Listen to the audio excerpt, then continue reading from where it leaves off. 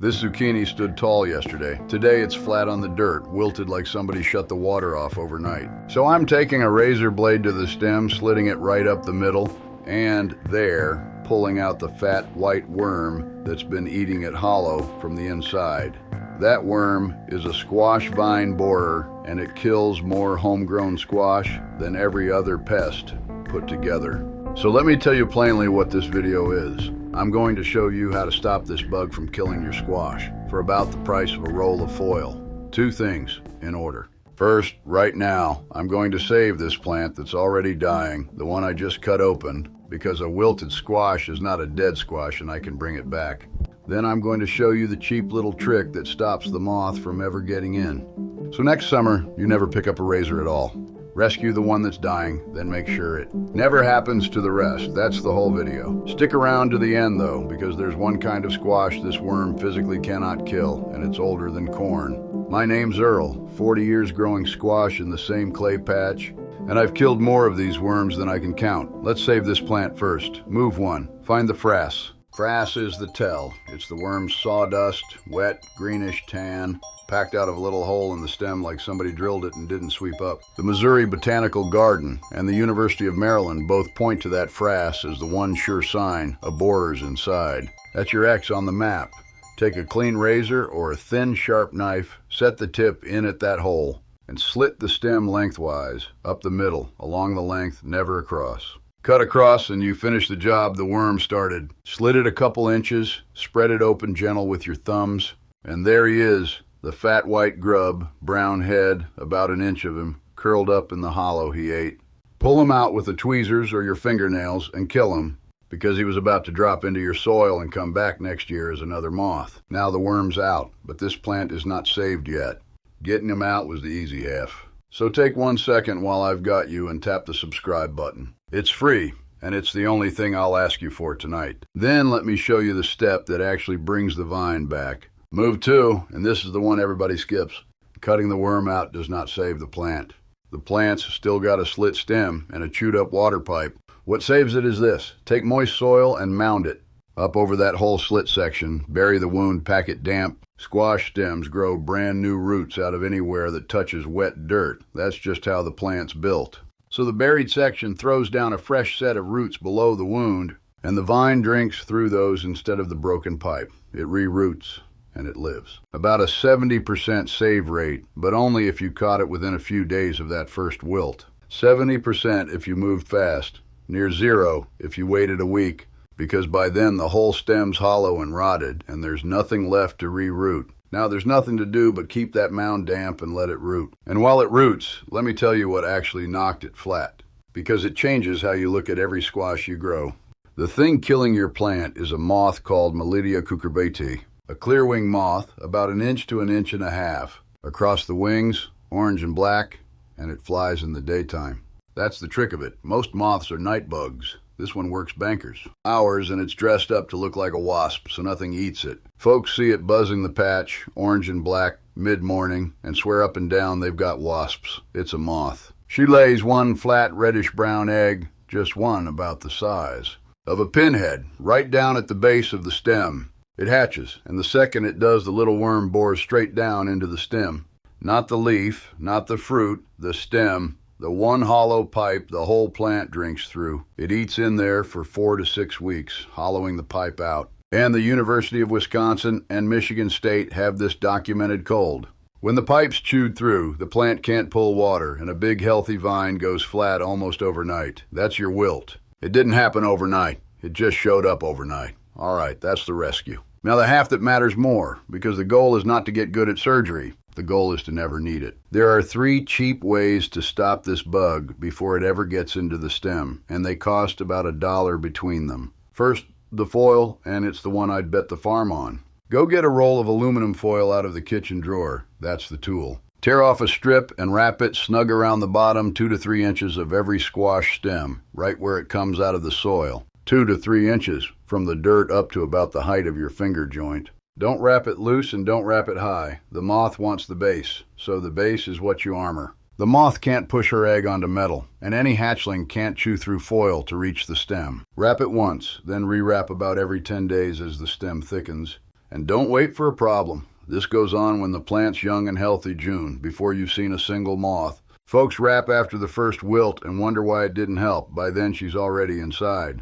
The foil is a fence, not a cure. Foil goes on now. You're stopping her before it bores in. Second, the duct tape. For the eggs you can still catch. Get down on your hands and knees and look at the base of every stem, close.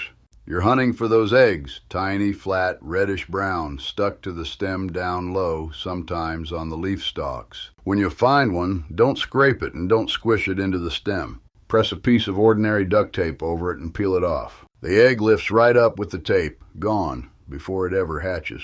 And here's why the timing is everything. You've got a 7 to 10 day window from when she lays the egg to when the worm hatches and tunnels in. 7 to 10 days, a week, week and a half, and then it's sealed inside where nothing reaches it. So walk the patch twice a week in early summer, eyes down at the base, tape in hand. 2 minutes a plant. You're catching eggs before it bores in, because after that, tape does you no good at all. Third, the BD shot for when you miss the egg but the worm's still young. You want a bottle of BD, Bacillus thuringiensis Kerstaki strain. It'll say beet or caterpillar killer right on the label. About $10 to $20 a bottle, and one bottle treats a whole patch and then some.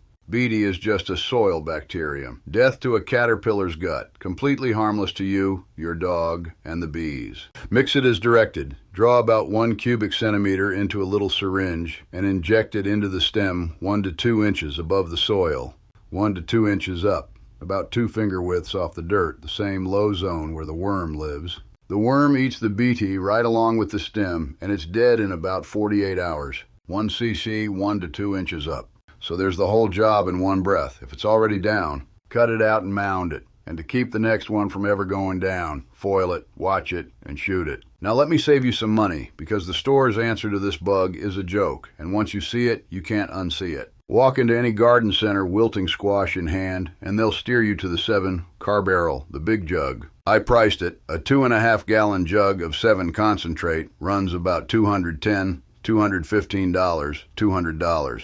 And it's broad-spectrum poison. It kills the borer moth, sure, but it also kills every bee that comes to pollinate your squash blossoms. And you need those bees or you get no squash at all. And here's the kicker that ought to make you laugh. The worm you're trying to kill is sealed inside the stem. Car barrel's a contact and surface spray. It cannot reach a bug living inside the plant. You're spraying $200 of bee killer on the outside of a stem to hit a worm on the inside of it. It's aimed at a bug that isn't there. Then there's the spinosad. Captain Jack's, Monterey, the ready-to-spray bottle's about $10 for a quart. The pint of concentrate's around 20 and makes 8 gallons. Now, spinosad's a better product, gentler, I'll give it that, but same fatal problem, it's a surface spray. The borer never touches the surface. It hatches, it dives into the stem, and it spends its entire eating life sealed inside where no spray you own will ever reach it. You can coat the leaves till they drip, and the worm in the stem never gets a molecule of it. And the row covers, the lightweight fabric you drape over the whole bed to keep the moth off. Those start around $27 a roll, and they actually work. I'll say that plainly. But nobody tells you the catch. The same cover that keeps the moth out keeps the bees out too. So you're out there every morning with a little paintbrush hand pollinating every single blossom yourself, or you get no fruit. Works great if you've got the time to be a bee. You add it up and it's the same con up and down the aisle. They're selling you sprays for a bug that lives sealed inside the plant, where the spray can't go. A nickel of foil and a razor blade you already own actually reach it. There's no money in selling you foil, so nobody does. Why does the foil work when the $200 jug doesn't? Think of the stem like a straw with one door at the bottom. The moth can only come in the low door. She wants the base down in that bottom 2-3 inches every time. Armor the door, and the whole rest of the plant takes care of itself. You're not trying to poison the whole house. You're just putting a plate over the one keyhole she uses. That's the whole science. And it's not some new idea. Commercial squash and pumpkin growers have used stem barriers and timed the moth's flight for generations. Same principle. Foil's just the kitchen drawer version of it. My mother wrapped hers in strips of newspaper and a smear of dirt, and it worked the same way for the same reason. All right, let me hand you the rest of these one at a time, cheapest first, because you've got more than one way to win this. First trick, and it's free. Quit believing your own eyes about the wasp. I told you she's dressed like one. Half the borer advice online is folks spraying wasp killer at a moth or spraying the leaves for a bug that's in the stem. Both wrong. It is not a wasp, and the enemy is not on the outside of the plant. Get those two things straight, and you've already beaten most gardeners. Second trick, timing beats everything, and it's free too. This moth has one main flight up north. In Michigan, they get one generation a year, and down in Kentucky and further south, they get one or two. That's Michigan State and the University of Kentucky on the count. What that means for you, there's a window, usually late June into July, when she's flying and laying. You don't have to guard the patch all summer. You guard it hard for those few weeks. Put a yellow bowl of water out in the patch. She's drawn to yellow, thinks it's a blossom, and you'll find her drowned in it, and that's your signal. The flight's on, and the foil and the egg hunts start now. Third trick, plant a second round. Down south especially, if your spring squash gets hit, you sow a fresh batch of seed in early July, right after the main flight's tapered off. That second planting comes up after the moth's done laying for the year, sails right through, and you're eating squash in September while everybody else is looking at dead vines. $1 of seed and a calendar. Now let me tell you about the summer I learned the core rule the hard way, because I did not read it in a pamphlet. Years back, I had a row of blue Hubbard, big, beautiful vines, squash the size of a toddler coming on. One of them wilted a little one afternoon, just the tips drooping, and I told myself I'd get to it. But my neighbor's boy, Carl, needed a hand hauling a chest freezer up out of his basement, and one thing turned into another, and I let it sit. Came back to that row about a week and a half later, and it wasn't one wilted plant, it was the whole row. Flat and dead, hollow as reeds when I cut them. Every stem full of frass, I lost a lot. No Hubbard, and my mother's squash pie that Thanksgiving came out of a can, and she knew it, and she said so. 10 days, and it's inside. I learned that with a whole row of dead Hubbard and a summer with no pie.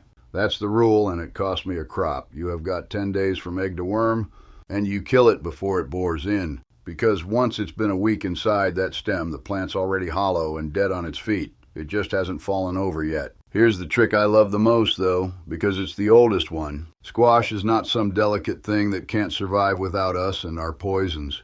Squash is the oldest crop we've got in this hemisphere. People were growing it around 10,000 years ago in a cave called Guilanaquitz down in Oaxaca, Mexico. 10,000 years. That's 4,000 years before anybody planted corn or beans in the Americas. Squash came first. The first plant we ever tamed on this side of the world, and that's from the archaeology, Bruce Smith's work published in Science. And here's the part that ought to stop you. They grew it for 10,000 years and never once reached for a $200 jug of anything. The borer was right there the whole time. It's a native bug. It was always here. So how'd they win? 2 ways. They grew squash in the Three Sisters, corn, beans, and squash together, and the squash's big, broad leaves shaded the ground, held the moisture, choked out the weeds, and the whole system carried itself. That's documented in the agriculture literature. It's not a legend. And the other way, the one that changes everything, they grew the squash the borer can't eat. Hold on to that one. I'm saving it for last because it's the biggest thing I've got, and it makes everything I just showed you optional. Now let me be straight about what all this does and doesn't do, because I don't want you mad at me in August.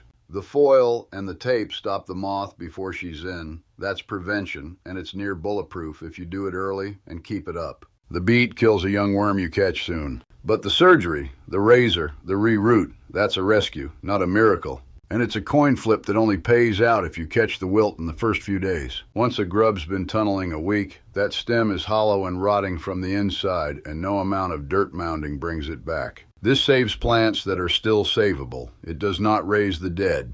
And none of it undoes a stem that's already been chewed through.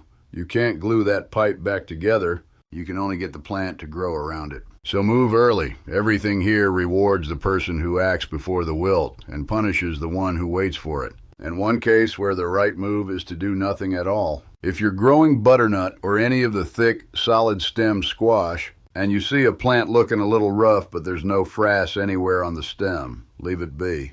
Those squash aren't hollow, the borer can't set up shop in them, and what you're seeing is probably just heat or a dry spell. Do not go slitting open a solid, healthy stem hunting for a worm that was never in there. You'll do more damage with your razor than any bug would. No frass, solid stem, put the knife away. Let me give you one real example before I send you out.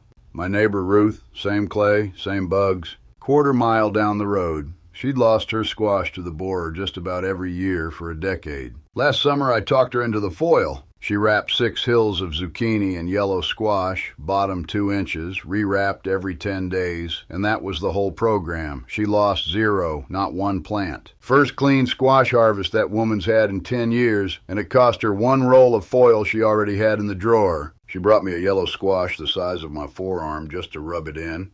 Now the thing I promised you at the very start, the one I've been sitting on. Everything I've shown you tonight is how to win a fight with this bug. Foil, tape, the syringe, the razor. But there's a way to skip the fight entirely, and it's the way the people who grew squash for 10,000 years actually did it. There's a whole family of squash the borer physically cannot kill. It's called Cucurbita machata.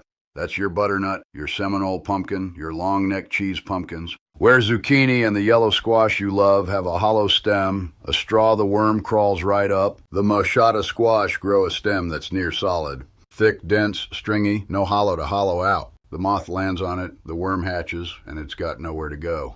It's like trying to bore a tunnel through a fence post. The extension trials back it up. Hollow-stemmed pepo squash get shredded. Solid-stemmed machata shrug the thing right off. So here's the reframe that ought to change how you garden. You don't have to win this war every summer with a razor and a roll of foil. You can just grow the squash it can't touch. The exact one the native growers raised for 100 centuries without a drop of poison, because they'd already figured out the only trick that never fails. Plant a butternut, and the borer isn't your problem anymore. It's just a moth in the yard. There's no commercial for a roll of foil in your kitchen. There's no commercial for planting the butternut instead. Nobody runs an ad telling you the fix is already in your drawer or already on the seed rack for $2. That's exactly why it works. Let me leave you the whole thing in one place. Shopping list, a roll of aluminum foil which you own, free. A razor blade or a thin sharp knife, free. You own that too. A roll of duct tape, free. And if you want the injection, 1 bottle of Beta, $10 to $20, treats the whole patch for the season. That's the entire cost of beating a bug the store wants $200 for. The method, wrap the bottom 2-3 inches of every stem in foil in June before you've seen a moth, and re-wrap every 10 days. Walk the patch twice a week, eyes down low, and tape off any flat reddish egg you find. Inject a young worm with 1 cc of Bt 1 to 2 inches up the stem.